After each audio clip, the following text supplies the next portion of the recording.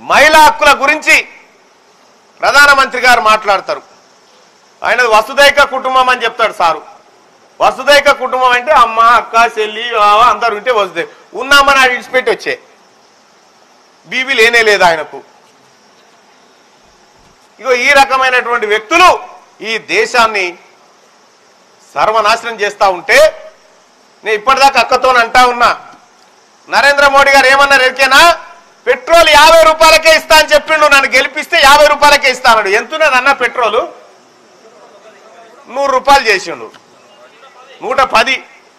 Petrol పిరమైపా, gas Budla ధరలు పెంచే, current ధరలు పెంచే, అన్ని ధరలు పెంచుకుంటా పోతే ఏ ఆడబిడ్డ కూడా కష్టం కావద్దని తగ్గించుకుంటూ వస్తున్న ప్రభుత్వం కాంగ్రెస్ ప్రభుత్వం.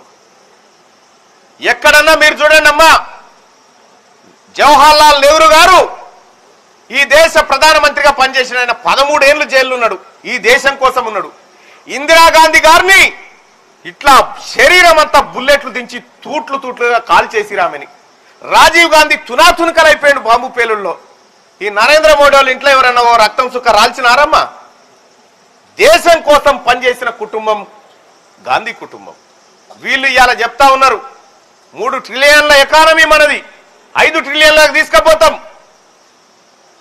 టాప్ 5లో మనం ఉన్నాం. ఇప్పుడు టాప్ 3కి మొన్న పోయినామని చెప్తా ఉన్నాం. టాప్ 3కి మనం ఏం పోలే. ఆ మీద ఉన్న వాళ్ళు ఇద్దరు దారి పడితే మనం మీదికైనాం అంతే. ఎకానమీ విషయంలో, జీడిపి విషయంలో దేశం ఎంతో డెవలప్ అయింది. ఎంతో డెవలప్ అయితే 80 కోట్ల మందికి రేషన్ షాప్ అవసరమా మరి? కాదా? అందుకోసమే తెల్లారా బాగా ఆలోచన చేసి మీ ఆడబిడ్డ ఆఖరికి కడియం కావ్య మీ పానం బాగాలేదంటే మీ దవాఖానలో అయితే చూపించన్నా ఆమె ట్రీట్మెంట్ చేసేటువంటి బిడ్డ. ఇక ఉన్న ఆపోజిషన్ మనిషి సంగతి మీకు ఎరికే.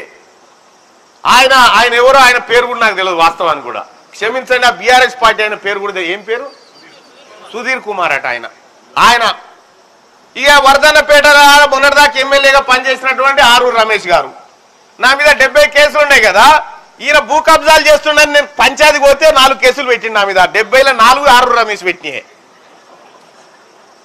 తర్వాతగా మీ ఎర్రబల్లి దయాకర్ రావు వస్తుండా ఇప్పుడు ఆయన పోయి మళ్ళీ ఇవాళ వచ్చిండా? అందుకే ఏంది చేసేది ఏముంది? తెలంగాణ రాష్ట్ర ప్రజలకు చేసిన అన్యాయానికి ప్రాయశ్చిత్త పడాలి వీళ్ళంతా. ఎర్రబల్లి దయాకర్ రావు గారు, ఇక నువ్వు ముసలోని అయినా ఇడ నువ్వు గెలవలేవు, నువ్వు చేయలేవు.